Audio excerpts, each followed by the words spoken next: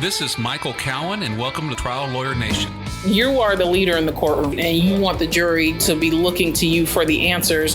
When you figure out your theory, never deviate. You want the facts to be consistent, complete, and credible. The defense has no problem running out the clock. Delay is the friend of the defense. It's tough to grow a firm by trying to hold on and micromanage. You've got to front load a simple structure for jurors to be able to hold on to. What types of creative things can we do as lawyers, even though we don't have a trial setting? Whatever you've got to do to make it real, you've got to do to make it real. But the person who needs convincing is you. Welcome to the award-winning podcast, Trial Lawyer Nation, your source to win bigger verdicts, get more cases, and manage your law firm. And now, here's your host, noteworthy author, sought-after speaker, and renowned trial lawyer, Michael Cowen. So today on Trial Lawyer Nation, we have Jessica Mogill. Jessica is the head of coaching strategy at CRISP and has been someone who has been very inspirational and very helpful to building my law firm and my practice, and I wanted to have her on here.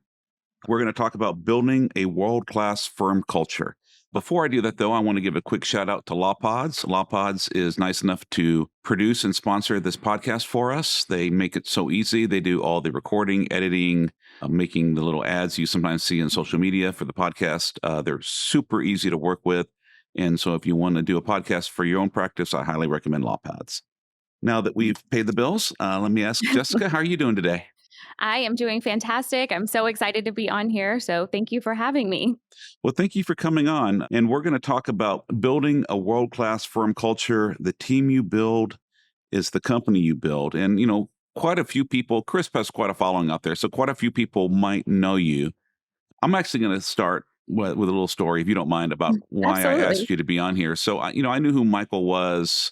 I knew who CRISP was. I didn't know who you were. And I have a different business model. So we're, B2B. I had market to other lawyers, not to the general public. So I never really thought that working with CRISP would work for me. And so I remember reaching out saying, look, I don't want your regular product. If you could teach me to market myself the way you market yourself, I would love to work with you.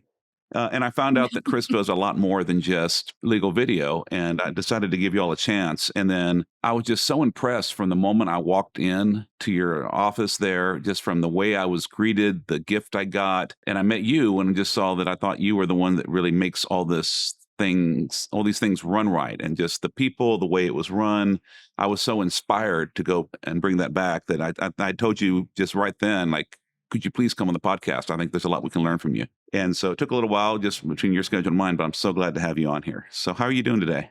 Well, thank you. I am doing fantastic. And that was probably one of the best things you could have said in terms of the way you were greeted in every aspect, because that is something we really, really drill into the team. And honestly, execution of any of the ideas is really everything. So yes, Michael's got the ideas, he's got the vision, but without that, execution is just not going to happen. So tell me a little bit about, what is your background? How did you get into working with lawyers? Great question. So if we go back to paper, I'm actually an industrial engineer. So very far from what I do now. I went from working in warehouses to medical practices and dentists. And then here I am at CRISP working with attorneys. And that was not what CRISP always did. So if anyone's ever heard from Michael, we did work with anything from nonprofits to, I remember filming once like a monk on New Year's Day, like all of the things. And then we really niched down into working with attorneys just because we saw that there was a need to help them with the business side of things. Yeah, and I found that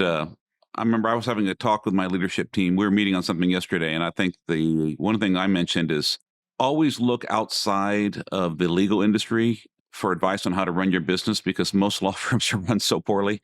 Because we're not taught, when I was in law school, at least, it's almost like an anti-business culture. It's like you're a professional, you're not a business. It's almost antithetical to run yourself like a business.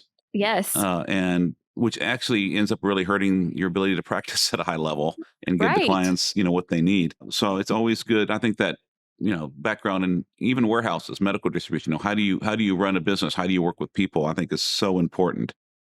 So what is your role with Crisp? Yes. So funny you say that. So I'm actually not the COO anymore. We have a COO now. She's been with us for several years, and we really brought her on, honestly, when we started having kids. And, our youngest is about to be 2. Our oldest is 4. She just turned 4.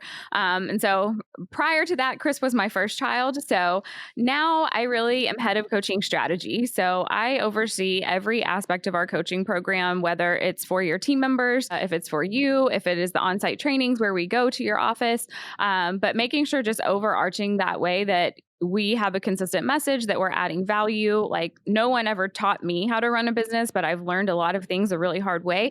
And so just making sure that, of course, we are providing that same value to our clients. And so you talk about culture. What do you mean by culture? Culture, in a very short summary, is really just how shit gets done. Okay. And it is essentially just, what are the standards? What is acceptable? What is not acceptable? What will you tolerate and what will you not tolerate, honestly? And why is it important to actually have some thought into what you want your culture to be? I think this is one of the most important things anyone can do with a company, is truly how you do anything is how you do everything. And when you said, even down to the way that you were greeted when you came into our training facility, that meant the world to me, because that looks like a tiny detail in the big grand scheme of things. But I truly believe that if you're not going to put everything into every detail, you're going to have paper cuts, and paper cuts will add up, and they just really hurt a business. I will say that little detail of how I was greeted did, because I'm going to be real honest with you. I mean, you all are good, but you're not cheap. And so, Yes. I'm going in there with a little bit of, okay, I'm going to go in here with an open mind. I'm going to go all in, but I'm also like, did I just get ripped off? Am I paying more money than this is worth? And then when it starts off with like a really like, wow, this is how I want my customers to feel when they come in here, it gets rid of some of that buyer's remorse, and it really, really helps. And I think that, I met with my team, like, okay, what can we do when someone joins our referral base? Someone refers as the first case. How do we make them feel like they're part of our family? How do we make our current people we have business relationships, our clients, new employees, how do we make them feel when they come on board? What experience can we provide to them? How do we differentiate ourselves? And so, while the content itself that I got from y'all was good, just the seeing how your business was run was even more inspirational than what was taught on the stage, if that makes any sense. Absolutely. And I think culture is really what drives the experience, and it drives the emotions that you feel with that, because I think if you came in under a very different, greeting, or no greeting at all, or left to figure things out on your own, it already sets the tone. And I think that, when you have team members who are part of a culture and part of a mission and a vision, your clients do feel that, your referral partners do feel that, and they know that there's something special about this place. Yeah. So how do you decide what kind of culture you want? It's interesting because when you look at different businesses, and like you said, you draw inspiration far beyond, another law firm. And that's the same for us. I mean, I tried a new dentist the other day, and I was like, wow, this was an amazing experience. Like, I wanted to take things back and tell our team, and just different ways that things could be done. And so it's much like you said, like how you felt when you were here and how you took that back to your team. That's what I want our team to feel all the time. And it really comes down to, when defining your culture, what do you value? So what I value may be different than you. It may be different than, we got our thousands of clients. Everyone's going to have a different set of things and a different way that they value things. But it comes down to how you, as the visionary, want to do things. Absolutely. And I think it is really different, because one thing I noticed in talking to people, and it's one issue I've had with some other coaching programs or consultants I've worked with, that they kind of have a cookie, like, I remember when back in 2000, this is a long time ago, when I got my first case management system, and I was working with the trainer on setting up the case management system, and she had all these things for pre-litigation cases. And I'm saying, well, that's not what I do. I'm a litigation firm. And she's like, well, you should. That's how you should run your business. Like, we're going to teach you how to run your business differently than what you want to do. And that doesn't work. And so I remember, some people were like, I'm not going to handle any cases myself anymore. I'm just going to be a CEO, focused totally on operations. And that is probably for them the absolute best decision. That would be the stupidest thing I could ever do. Right. It would be, you're hiring somebody to give up everything that I'm good at to go do things that I don't like doing. And, what I realized, is I need to hire someone to run my business and let me be a lawyer more. And so it's different for I everyone. actually remember you saying that in a workshop because Yeah. you were like, I'm looking at how much time I'm spending on things that are not energizing me. And Yeah. that's something that we really want to instill in our clients as well, is because we don't believe in a one size fits all. Yes, while we primarily work with personal injury, we have criminal defense, we have family planning and estate planning, but our thing is really to coach people how to think to be able to equip them to make the decision. Because I wouldn't ever go to you and say, you should stop trying cases, you should do this or that. But it's got you to think X, Y, and Z really the best use of my time. So what are some things we can do to figure out what is the kind of culture that would fit us? What is the kind of way of business we run that would fit us and what our dreams and our goals and our makeup? Absolutely. So honestly, I say start with core values. And I think a lot of people really misunderstand core values because they see that they are words on a wall and they are like, oh, okay, that's cute. But we have our core values and we live and breathe the core values. Like we hire people based upon them. We fire people based upon them. We do all of our employee reviews based upon them. And it's really just ingrained. I mean, we're recognizing people every single month in our monthly all hands meetings for these core values. Because you have to really remember you cannot say things one time. You have to say things just constantly and constantly. But now it's become just part of our culture. It is who we are. But those became the things, again, of what we will endorse versus what we're going to tolerate. And what do you mean by endorse versus tolerate? Yes. So I always say, I had a mentor tell me this once, and they said, you endorse what you tolerate. And that hit me really hard because you've got people sometimes and they are A players, sometimes they're not, but you make exceptions for them. And if you have a morning huddle that starts at 8:55 a.m. every day like we do, and slowly it starts at 8:56, slowly it starts at 8:57, now that is becoming the endorsement because I'm saying it's okay to do that. And if I'm like, oh, it's okay to show up this way, I'm telling the entire team that I'm endorsing that. And so it's really coming down to setting that standard again and then understanding like, hey, if I deviate from this standard, then the team thinks it's okay too. That honestly has been the hardest thing for me to do because I want to be a nice guy. I want to be flexible. Well, this is a nice person. They're trying their best or they're having a bad day. But then I'm realizing if I don't say anything, then I'm really saying it's okay to do, to show up late, to do sloppy work. I hate to say to make mistakes because we're all human. We're going to make mistakes, but it's what you do when you make a mistake is super important. Exactly. So how did you all figure out what your core values were? It was a very iterative process. So I've been with CRISP over 8 years now. These are not the same core values that we had when we started, honestly. And over time, they evolved basically as the company grew because who we were at 7 people was very different, honestly, from 20 to 50 to now 100. And things change and they evolve. And like I said, Chris was my first child. I was here till 9 p.m. every night. Like that was it. But we understood also long term that was not sustainable. So things changed. Like one of our core values used to be all in all the time. That doesn't work for everyone. And so we actually changed that core value and now it's team first. And that became, how can we help each other? Rather than me having to be in all the time, not just me, the entire team, that evolved to saying team first and how do I help others succeed as well? So we really have adjusted them as we've grown. We've had this same set though for several years now, but I think you have to understand as you go, like what is changing about your company and are there things maybe that you don't like anymore and then adjusting and pivoting as needed. How often do you think the leaders at a company should go back and revisit to see, are these core values still true for us?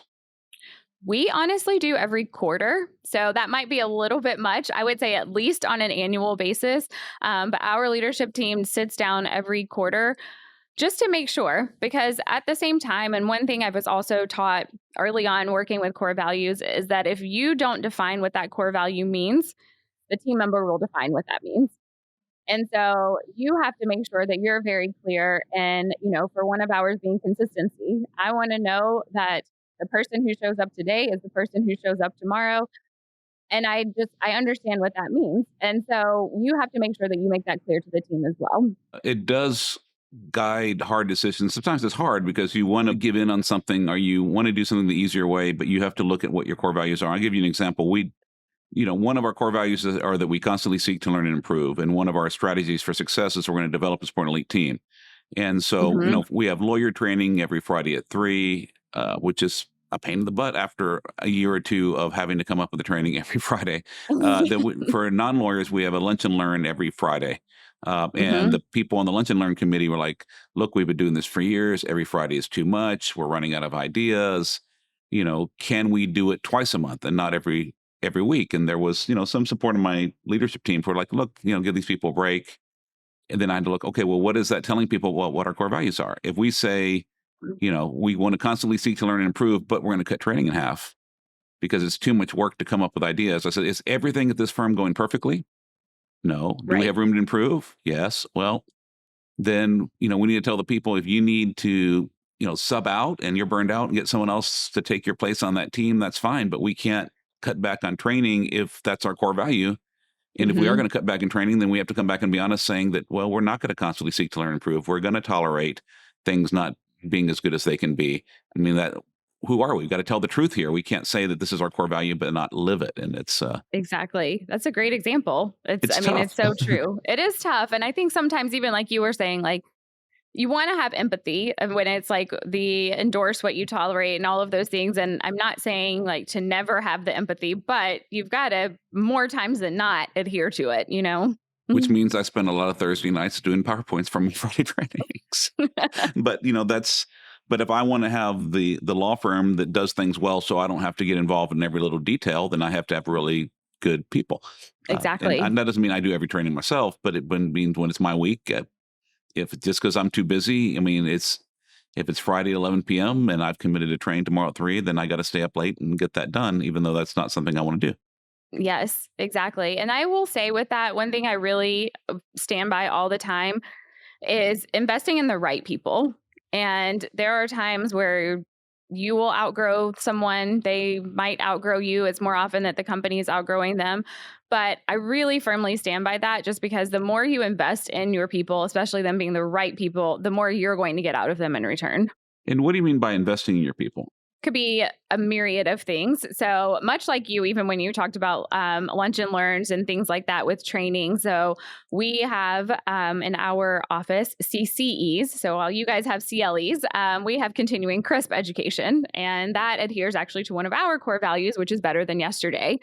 And it could be any training. I mean, a lot of our coaches, we invest in them if they see certain things that they want to do. Anything on that end of just really making sure that we're meeting their needs as well. Of course, it has to align with the business, but we also invest in ways to even just engage our team members. And so whether it is going to be a food truck or something like that, we actually have a team, because I learned this the hard way as well.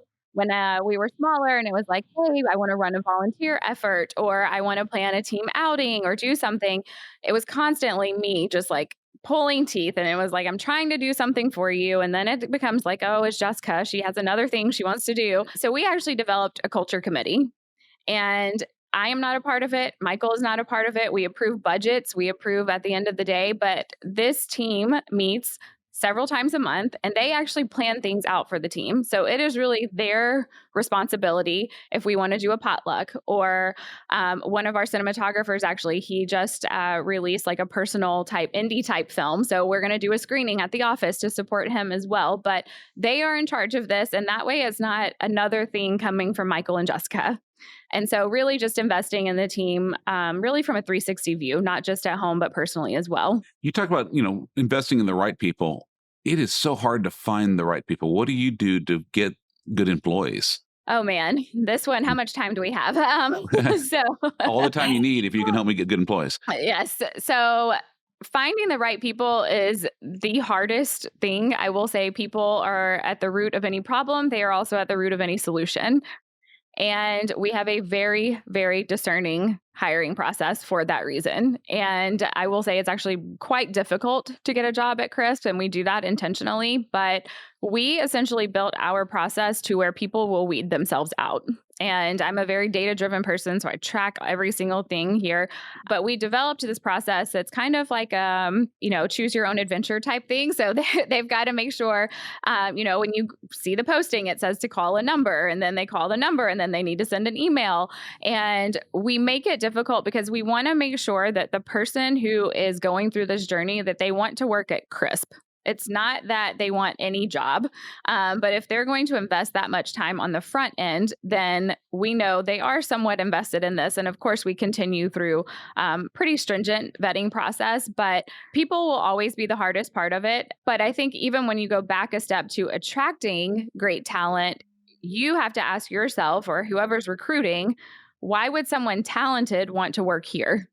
Like, are you giving them a reason to want to come here? Because a lot of times we look to external industries for what does success look like, whether it be Disney, the Ritz, anything like that. You can't be comparing to like me against another law firm, for example, but you have to be a place that people want to work for. What are some of the other things you do to vet people during the hiring process?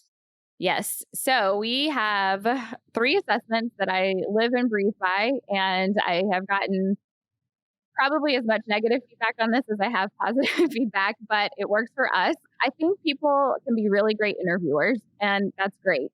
And a lot of times they're going to tell you that they will work hard. Michael always says, like, I've never interviewed someone who said they weren't going to work hard.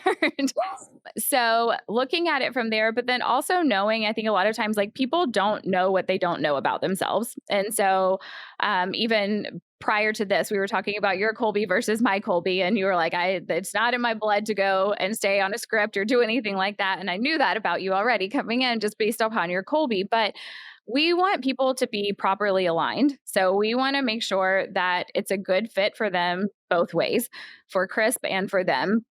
So we want to make sure that if this person is an ideas person, that they're in a role where they can think on their feet and be an ideas person. If this person is a spreadsheets and process person, the last thing I want to do is throw them into the unknown. Like, it will just truly give that person anxiety. And so making sure, though, on the front end that we're aligning there. So we use the Colby assessment for that. And I've been certified in Colby for over 10 years. So it's like in my brain constantly. I'm already trying to identify what my 4-year-old is because it's in my brain all the time. But then we also use the Print assessment as well, which is more the motivators and why does someone do what they do. And I use that on the front end, but also once a person joins the team. And I cannot tell you how many team members have told me, like, wow, you guys actually use this. Like, I thought this was just going to be some assessment that we took for hiring. But we want to make sure we're communicating with people the best way they need to be communicated with. We want to make sure that when I'm delegating to the person who's going to get energy out of that project rather than it drain them. Now, I will preface and say, all caps, anytime I train someone on this, Colby and Print are not an excuse. So someone cannot come to me and say, no, but my Colby is this and I can't do that. It's not an excuse because we're all going to get thrown into things that we don't want to do. But as much as possible, trying to keep people in the lane where they're set up for success. Yeah, that is so good. And like I said, even though I have a psychology degree, I was always skeptical of these assessments. I was like, well, kind of like a horoscope. You can write them where they really can fit anybody. They're general enough, but they really do seem to fit. The other one that we got from y'all is the Wonderlic, which is just, basic intelligence test, because we found that some people are, as nice as they are, as hard as they try. I could train every single day as hard as I can, eat the right foods, do everything. I am never going to be a world-class sprinter. I don't have it in my DNA. It's just not going to happen. And some people, unfortunately, just don't have the cognitive ability to work at a law firm. Doesn't mean they're bad people. Doesn't mean they're dumb. It just means for the particular tasks that we want them to do, they're just not, it's not the right fit for them. And, Absolutely. You've saved us from some mistakes. I'll put it that way. I could write a book. Michael jokes, I'll write the next book on hiring and all the lessons that I've learned. But Wonderlic was actually one that we just went into because we were like, why is it that some people get what I'm talking about, and some people just don't get it. It's literally speaking at like different wavelengths, and one is processing one way and one is processing the other way. But that was another one. Again, people are going to be great interviewers and they're going to say all of the right things. And, I've had people come in and they're like, I've got the growth mindset, and they've got all these books that they've showed me that they're reading and all of the things. And I'm like, wow, this is so great. And I've made the mistake many years ago, and I would hire them anyway. And I'm like, the Wonderlic said all over, don't hire them. It is not going to work out. But I made the mistake and it never worked out. So all of those, I'm very, we've got parameters essentially for every position that we hire for Kolbe, Wonderlic, and Print. But I personally will not even do a final interview with someone until they've taken all of those assessments. I think that's a good idea, because I did a final 3 interviews and I fell in love with each of the 3 people. I mean, each interview lasted almost 2 hours, and I liked every one of them. But the assessments were very clear as to which one was the best fit. Who actually was not the best interviewer. The other 2 were more charismatic. Frankly, the people that go from job to job are the people that interview best because they have the most experience interviewing. That's so true. It is so true. But yeah, so everyone just like save your time on the front end. I always tell people like, yes, it's an investment. I'm talking, I don't know, $300-$400 to do all of those assessments on the front end. And I'm like, well, what is an hour of my time worth or 2 hours of my time worth? I would rather know that before I go in. So how do you have the discipline, as hard as it is to find people? Like, you need somebody, but then, they don't follow the directions on, they, instead of calling the number and sending an email, they just put apply here on the job site, even though it says not to in the ad, or they have a bad Wonderlic, or the Kolbe and Print say they're not going to be the right fit for this job. How do you overcome the temptation to just hire them to put a body in the seat rather than keep looking, even though it means you're going to have some hardship of dealing with that person you don't have on your team that you need? Yes, it was not always this way. The way that I have the discipline is I have been burned far too many times. So when you do talk about our process and it's like, click here, do this, all of the instructions, we're also very stringent with deadlines. And I always tell someone, like, when you are interviewing a person, that is literally the best you will ever get from them. Like that is the highest their bar can go because they're trying to impress you. And I have had people literally miss a deadline 5 minutes. They submitted their offer letter too late, or they said, I will get this test assignment to you by X time. And I've made so many concessions. Data historically, 100%, those people have never worked out here, ever. And it's crazy. I'm like, it's 5 minutes, and it is one of those things that, we have an amazing team member here for complete comparison for this is, most people, when we're like, okay, there's a test assignment, you're going to turn around 24 hours, all of these things. And, they might balk at it or just not submit it or be late. We had a team member here. She was literally on the way to the beach with her then boyfriend, now husband, about to meet his family, pulls over on the side of the road, makes an entire PowerPoint presentation and gets this to me. And she was like, we're going to do this before I get to the beach. This is the end of discussion. And so it's really understanding that the right people will do it. And then taking it full circle, because you did say it, with like hardship. And, if I leave this position open, it's going to be hardship on me. It's going to be hardship on the team. But it goes back to standards again. And then the right team members will actually rather endure hardship than to put a less than performer in place, because you're investing the time back into that person. You're training them. You're doing all of this. You're taking away your A players' time. And then really, truly asking yourself, and it's like the gut punch question that I ask every team lead here when we're hiring them, is this the best person on this earth for this position? Or is this the best available at this moment? Ouch. Yeah. I know, it hurts. I think another thing is just remembering that, yes, it is painful to have this position empty, but if we hire the wrong person, it's going to be painful. I mean, it's just, when are you going to endure the pain? Exactly. And then you're going to be right back in this. If you hire the wrong person, it's going to become increasingly painful. And then you're going to have to part ways with that person, which is painful. And then you're right back to where you started, trying to find someone again. Yes. I kind of look at it as like, pick your hard. Which hard do you want to endure right now? And the hiring for a Band-Aid will always be the harder situation. You mean we can't just hire you guys and never have hard anymore? That doesn't happen. Doesn't quite work that way. Each year, the law firm of Cowen Rodriguez Peacock pays millions of dollars in co-counsel fees to attorneys nationwide on trucking and commercial vehicle cases.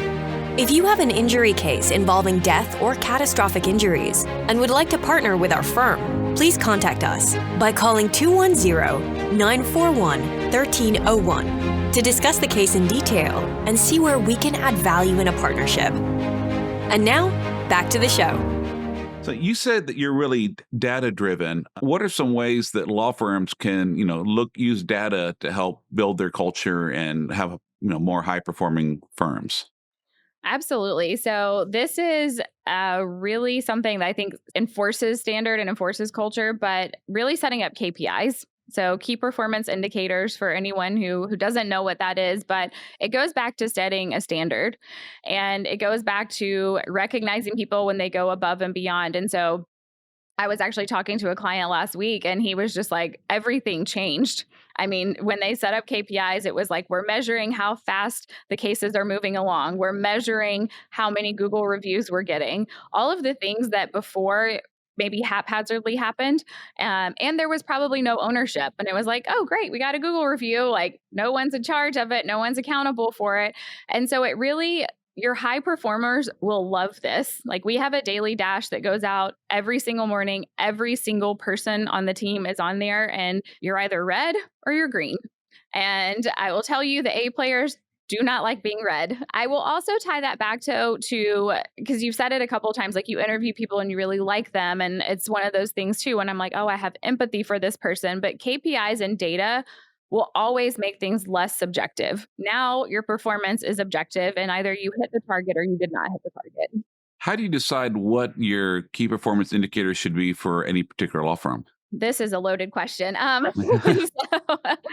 So they will be different, honestly, for every company. The way that I always look at it, though, is what is like the root issue that you're trying to solve when you set up a KPI. So I will use like a sales team as an example, because this is a mistake we also have made in the past. And initially the KPI was, how many calls did you make? And then miraculously at 4:59 p.m., that number was hit every single day on how many calls were made.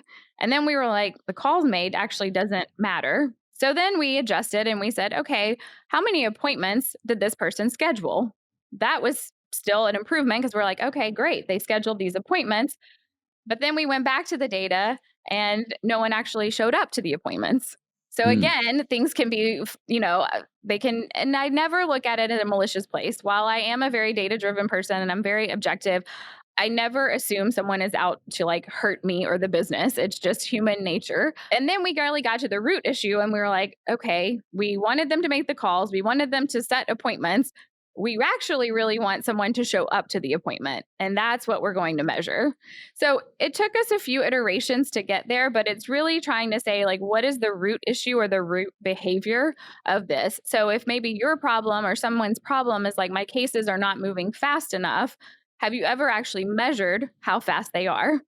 And then I don't say overnight, it's not going to change. Like, you're not going to be like, oh, suddenly we cut my time in half. And so, you start approaching that from like steps along the way. But I think it's really going back again to like, what are the root issues that I'm trying to solve right now? And what are some ways you see law firms actually measure these things? So software is really important. I will say that case management is really important with all of these, and just making sure that things are actually being tracked. So I will go all the way back to a lot of times, like most of the time things aren't even being tracked. And data is something I will preach forever and ever. Like, start it now wherever you are in the business. If you are 10 people, if you are 100 people and you haven't started, start it now. But I also go back down and say, you can literally use a spreadsheet. Like, if that's all you've got right now, use a spreadsheet. I talked to a firm owner before, and he was like, hey, when there were 3 of us, I literally did a tick mark on a piece of paper by the phone. And that's how I measured it. But I always just tell people, you've got to start somewhere. It's not going to be perfect overnight. Data is definitely something, data cleanliness, integrity, everything. And then once we set KPIs, we actually review them again, like on an annual basis, because what made sense 2 years ago probably doesn't make sense now. Yeah. And what I found is what you think is a good KPI isn't always one. And so one thing we've had to look at is, what is the cost and bother of entering the data versus what is the value the data gives you. So one thing we have, for example, is like the first time we answer a discovery, we want to have made sure that someone has talked to the client, not just to get the basic information, but find out who are the other people in the client's lives and know what their lives were like before, what their lives were like afterwards, and make sure we designate some of those people as witnesses. So we're not just doing the bare minimum, we're already preparing for trial from the very get-go. Right. One, that's a really hard thing to measure, because how do you tell without someone going back and looking into what those were? And two, we had a high 90% compliance rate. And so to enter in a bunch of new data entry to something that we're already doing really well for that particular KPI, we're going to audit this randomly. And if we find a problem, then we're going to audit all your cases. Whereas other KPIs, like when was the last meaningful client contact, that has to cover certain things. Well, that's documented. There's a date when it's done. We can run a report, and if you're 20 days, the standard's 30, so you get a warning when it's been 20, so you know for sure if you haven't already set up the next call when you did the last call that you need to do it. And then if you're over 30, you know that at our Friday attorney meeting, the whole firm's going to know that you're over 30 and how many cases you're over 30 on. And then that's just not to be mean, but that's our standard, and we're going to publicly talk about who's meeting the standard, who's not, and that competition gets people to. Oh, yes. And I will say for that, that's a really great point, that not all data points are valuable. So data just for data's sake is not always the most important thing. It's really like, what insight can you gain from that? What is the bigger picture of it? And then even what you mentioned with that, like, hey, you get a warning at 20 days. I lean on technology as much as possible. So I'm like, how many things can I get alerted? I mean, much like you said that with ours, we use Slack, but I get notifications. Like if a client didn't have a call in the last month, it pings through and I'm like, all right, I'm on it. What's happening? Everything there. But data for me is all about like trust, but verify. So let's say we've got our hiring processes right. We've got our KPIs in place. We've hired a new person. How do we onboard that person to build them, to make them part of our team culture? Yes, this I think is very, very overlooked and undervalued because, again, if you have a culture, if you're not living it from day one, and ours is literally from the time they sign the offer letter, because I interned at GE when I was in college, so in the engineering department, and I'm like 20 years old, showing up, move across the country, go to a place. I show up, they had no idea I was coming. I had my offer letter, I had literally everything, and I have a cohort, and like they knew about all the other people, but somehow I was overlooked. So I did not have a computer. I did not have anything. And I'm 20 years old and had no idea how that would make an impact later in my life. And I was like, I literally don't want anyone to ever feel that. And one of our nannies actually too, this kind of gives you reason into why I care so much about the initial experience. She graduated grad school, moved on. I was so happy for her. And she's about to start a new job. And she's telling me how nervous she is. And she's like, where do I park? Do I need to bring my lunch? Like, I don't know what people wear. All of these things that you just assume people know. But when you look at your audience and you really look, we're speaking to entrepreneurs and business owners. Like, when is the last time you felt what it's like to start a new job? It's been 15 years probably for me. And so I don't want anyone to ever come in with like buyer's remorse or regret with that. So literally from the time they sign an offer letter, we have a handwritten card go out to our team members with Michael's book. Several team members, usually their department, has signed the card welcoming them. We send a whole email before they're even their first day about where to park, that we're going to take them to lunch, like all of the things that are just like, we want to get ahead of it before they get in here. And so and once they join, making sure they have a clear plan and what that looks like. So for me, I take this all the way back to even before the hiring process. If a team lead comes to me and requests a position, they actually, along with that position, must submit the 30, 60, 90-day plan for that team member. Because I need to know that you've truly thought this position through, that we actually need this position, and that you are ready to take on another team member. And so they are given these at the very beginning, like, these are what to expect in 30 days. This is what to expect in 90 days. And so really making sure that you're giving team members like the guidelines, the parameters, the resources that they need to be able to set them up for success. Because if someone does not want to work out, if it doesn't work out at the company, I want to know that I gave it everything I possibly could have. Yeah. And that's so hard, because you have to take time out of what you're doing, because we're all busy, or we wouldn't be hiring someone else to do that. But then if we don't take that time, then we never get the freedom that other team member gives us by them doing their job right. And then you don't have to do that part of the business yourself. Yes, it's a vicious cycle. But that was another place I made that mistake. And even with KPIs or anything, probably even 5 years ago, like we had 12 people start at the same time. And right when they came in, I was like, oh my gosh, no one submitted anything. And now it's on me to figure out what these 12 people are doing. And do they have plans? Do they have anything? And then obviously not all of them worked out because we didn't set the right expectation from the beginning either. And so I just want to make sure that like we've done everything we could to set them up for success. Now, one thing you mentioned earlier is sometimes the business outgrows the hire. They were the right hire at the time. Let's say you're an 8-employee law firm, you know, or a 3-employee law firm. Who the right person is then 20 years later, you're a 50-employee law firm with 10 lawyers. You know, the right manager when you had 3 or 4 or 5 people, actually you might not even have a manager, but the right people to help you run your business then might not be the right people when you become a bigger organization. How do you figure that out and how do you deal with it? Yes, it's not fun to deal with. I will say most of the people issues are never fun to deal with, but they're just inevitably part of running the business. And so when people join, you know, of course, when you're smaller, I think at that time, like you are just filling positions. There was no hiring process when we were 8 people. And, you know, as Michael said, they told him they would work hard. He hired them. And here we were. And so as you grow and evolve, though, you really think about, is every person here making things better for you? And are they making things better for the client? Because as you grow, I mean, we've raised our standards. We didn't have a training center, 3 years ago or anything like that. And so does this person have a growth mindset? Do they understand where you're going and do they want to be a part of that? Or there have been people before, we've been doing our summit 5 years now, basically. And there would be people before who are like, oh God, there's just going to be so much work. And I'm like, is that really how you view this? Like, this is the most exciting time. And I've got people literally, competing, trying to get, a certain station that they want to work at this event. But is that your mindset going into that? And so really also going down to like the person that you're looking at or evaluating or anything, it comes down to like, is this person bought in? Or are they just causing friction? Everything that you do, there's a negative side to it, or there's a reason it can't work. They're the people who are giving, a problem to every solution.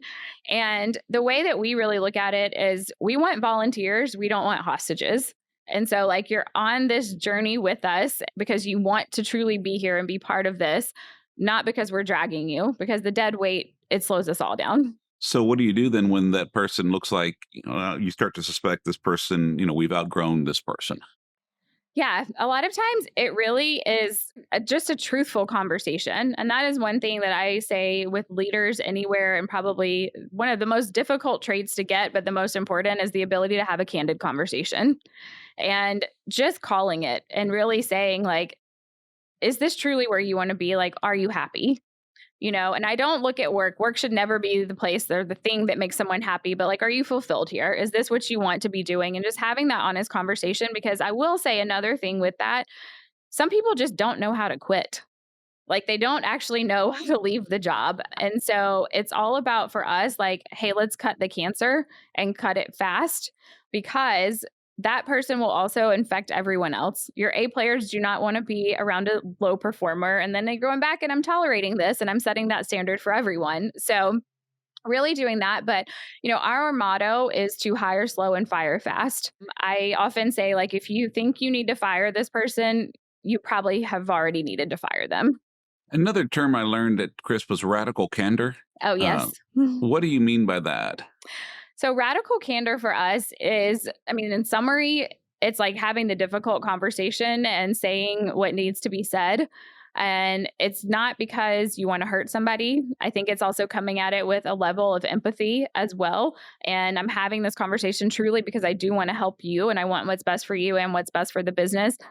But I firmly also believe in like rectifying things quickly. So if someone makes a mistake and you wait 3 months until their next review to tell them, like they've already forgot about it and it's not going to have that same impact. And so if you, again, hey, I'm going to allow this person to come in 5 minutes late, 10 minutes late, and then I don't tell them, of course they assume it's okay. And so it's having those difficult conversations in a timely manner and just making sure that you're crystal clear.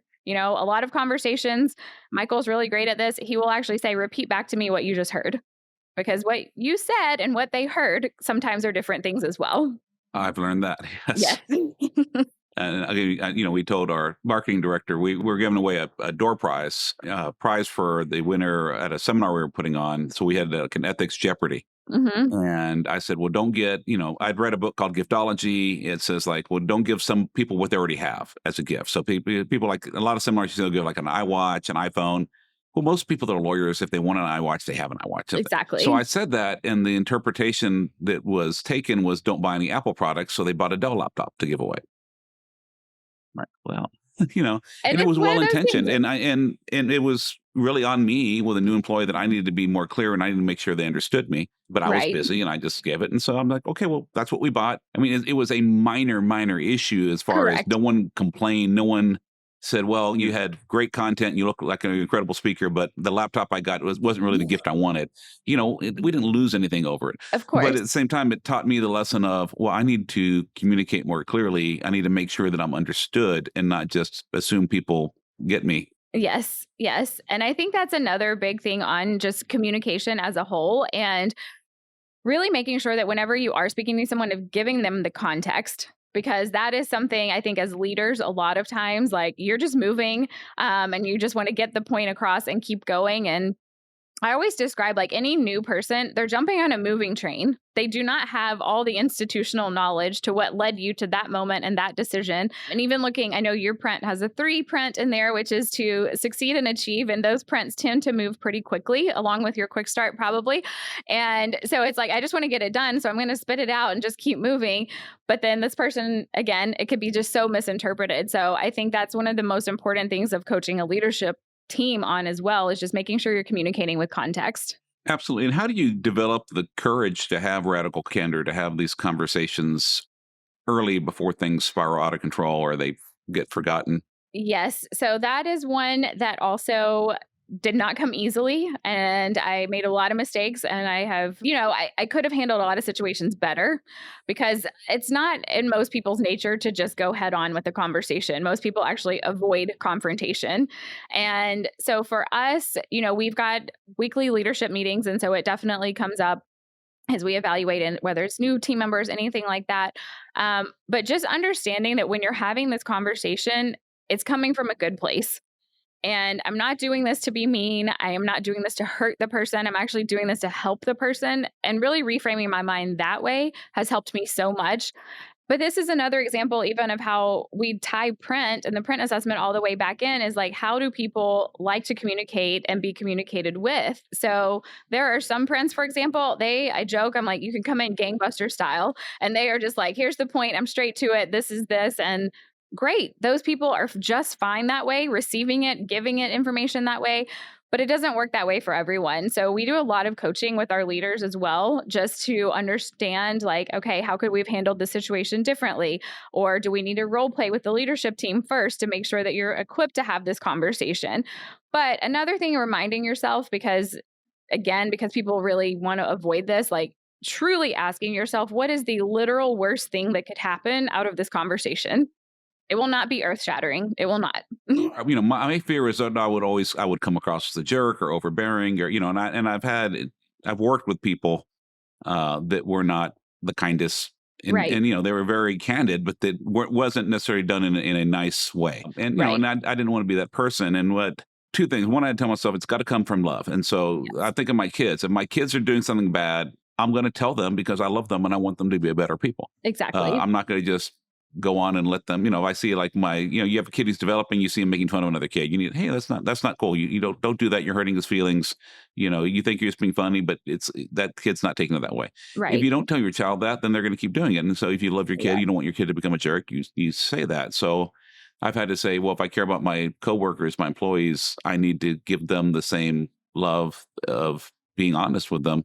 Mm-hmm. And the other reminder I give myself, if I am venting to a partner or a spouse or somebody else about someone at work, that I need to have that same conversation with that person. Yes. If it's bothering me enough to talk to someone else about, then I need to talk to that person. I love that. That's a great rule of thumb. Michael and I have our rule of thumb is we can complain about it once, and then you either go handle it or you just don't ever bring it up again. Wow. That would not work in my marriage. If I told my wife that, I'd be packing my bags. But yeah, it really is so much easier. And would build it up in my head like this conversation is going to be so horrible, and the person usually took it from a good place. Say, "Well, I'm sorry. Either I didn't realize that, or yes, I know. I've been waiting.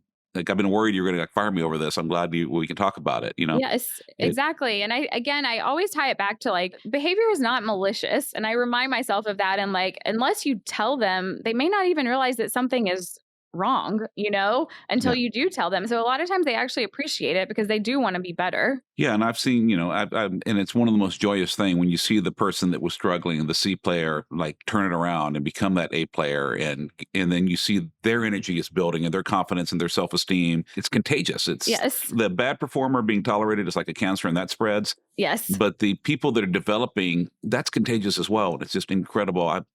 There's some people at my firm that are really up and running, and it just inspires me. I want to come to work now just to see them move up. Yes, there's nothing like that's better than seeing them succeed. And I think, people will ask me all the time, like, I still meet with every single new hire about 30 days in because I don't interview all of them anymore. But I want to open that door in that relationship. Like at the end of the day, Crisp is my first child and I care about this so much. And so if there's a problem or a grievance or anything like that, but just really like letting them know from the beginning, I want to see you succeed. And I want people to understand, like, again, like you said, it's infectious. Like I want to be around these people and I want to set all of this up. And one thing I want to say, I guess, kind of on the inverse of that, be very clear, because I know a lot of my things with hiring, culture, team, everything, it sounds like it might be malicious against a team member, or like we have really, really high standards. But what I'm really trying to say is like, I want what's best for the company. And in like your case, you want to do what's best for the company, but also for the team member. And so, if they have outgrown it, or if we have outgrown them, we want to help them find their next position. Like just because they don't work out here does not mean they are a bad person. It doesn't mean that they are not a great team member somewhere else, but they can be a great fit there. And we want to help support that. I just think as leaders, it's our job to make sure that we are finding the right people and we're finding the best place to work for them and just set them up for success. How about when they outgrow you? I mean, one issue I have running a law firm is, we're not allowed to give, ownership or share even profits in Texas with non-lawyers. Mm-hmm. And, you have some really great high-performing non-lawyers. You hire them early in their career, they're developing, and they just get to a point with their talent and their capacity, they could be doing better things than what we could offer at this law firm. What do you do with that issue? That's a great question. So I think with that is really making sure that, like, have you explored every option? Because there are a lot of team members here that what they started doing 7 years ago is not their role now. What they started doing 4 years ago is not their role now. And understanding where I hired them and where they added value may not be where they can add the most value. So are you giving them growth opportunities as well? Because again, it may not always be in that same lane. And there are people, like I said, who've been here for 7 years, but we have positions that exist now that did not exist then. And so like you said, whether it's like speaking engagements or events and marketing and things like that, I'm sure it wasn't always that way from day one. And so making sure that you're also understanding where they want to go, and understanding like, hey, I want to help you get there. More often than not, you find a way to make it work, and it might just be in a different capacity. Now, we're in the creative space. If there is a cinematographer and their goal is to be on like a Marvel movie set, I cannot give you that. Like I can't, but I want to set you up for success to be able to do that. But also, I think that's why it's so important to do very routine reviews with your team members to understand like where do they want to go? Like what are the next things they want to accomplish, and make sure that it stays an open conversation. And how often do you do those reviews? So we do them twice a year now. So it was not always that way. We actually used to do like monthly, then quarterly. But then of course, as we got bigger and bigger, and I'm personally not doing all the reviews anymore because I don't know the day-to-day of how a team member performs. And so it's really, again, teaching your leadership team like how to be discerning. What, if we're rating on a 1 through 5, then what does a 1 mean and what does a 5 mean? But I think depending on the size of the firm, it's really finding the cadence that works for you. And we, again, are fast to give feedback. It does not have to be in a formal review. Great. And you said, you're head of coaching strategy. Like I said, a lot of people know Crisp as a video marketing company. What kind of coaching do y'all offer? Well, we've got it all. So we really started initially with just coaching the firm owners. And a lot of this, again, I touched on before, is like really getting more to like root and fundamental of like, how do we think and how do we empower people to make those same decisions? We are not a cookie cutter approach, and we're not going to say, here's a manual and this is how you do this, because it doesn't work for everyone. Like, we're not consultants who are going to like hold every, step of the way, hold your hand. But I will say our most successful clients, they understand that we're going to meet in the middle. We're going to help you make that decision, but you've also got to do the work. And so that's where we really started. And then we understood, and I clearly remember this workshop. It was with some CrispX clients. It was December 2019. And they said, can you please just do something to where you can send our team members to you and you teach them all this so we don't have to. Yes. And out of that was born the Crisp experience. So we wanted to have that same experience for team members, because we also understood that sometimes firm owners go back and then they're like, here's all these ideas and let's go do this and this and this. And then they're like, oh, I don't like Crisp. They give us more work. So we wanted to be able to provide that for them as well. And so really empowering team members to elevate and be better support for their firm owners as well. And I will tell you that the combination of a Crisp experience, me being able to send my non-lawyer leaders to y'all and me sharing my 10-year vision and how they fit in has been transformational.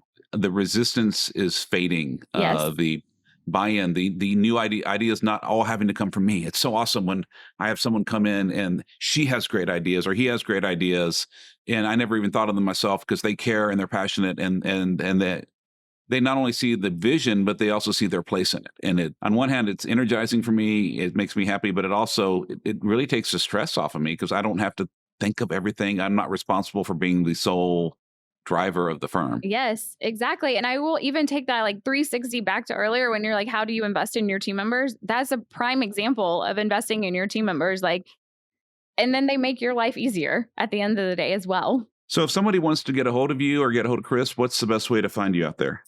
Crisp.co. So not .com, crisp.co. And you will find any and all information about our coaching programs, video, everything that we offer. Well, Jessica, thank you so much for coming on the program. Everybody, thank you for listening. If you do trucking or company vehicle cases, I would encourage you to consider attending my Big Rig Boot Camp. It's going to be a great show, a great presentation. I don't have the budget that you all had for the Crisp Summit, but I have been inspired. We're really upping our AV lights, our overall experience for the people, from the gift you will get when you come in to how fun it's going to be to the overall visual and auditory experience. It's going to be a great time. If you want to check that out, it's going to be June 16th. It's bigrigbootcamp.com. Again, bigrigbootcamp.com. And hope you can come to San Antonio, Texas. I'll be there and look forward to meeting y'all there. Jessica, thank you so much for joining us today. Yes, thank you so much for having me. It was a pleasure. Thank you for joining us on Trial Lawyer Nation. I hope you enjoyed our show. If you'd like to receive updates, insider information, and more from Trial Lawyer Nation, sign up for our mailing list at triallawyernation.com. You can also visit our episodes page on the website for show notes and direct links to any resources in this or any past episode. To help more attorneys find our podcast, please like, share, and subscribe to our podcast on any of our social media outlets. If you'd like access to exclusive, plaintiff lawyer-only content and live monthly discussions with me, send a request to join the Trial Lawyer Nation Insider Circle Facebook group. Thanks again for tuning in. I look forward to having you with us next time on Trial Lawyer Nation. Each year, the law firm of Cowen Rodriguez Peacock pays millions of dollars in co-counsel fees to attorneys nationwide on trucking and commercial vehicle cases. If you have an injury case involving death or catastrophic injuries and would like to partner with our firm, please contact us by calling 210-941-1301 to discuss the case in detail and see where we can add value in a partnership. This podcast has been hosted by Michael Cowen and is not intended to, nor does it create, the attorney-client privilege between our host, guest, and any listener for any reason. Content from the podcast is not to be interpreted as legal advice. All thoughts and opinions expressed herein are only those from which they came.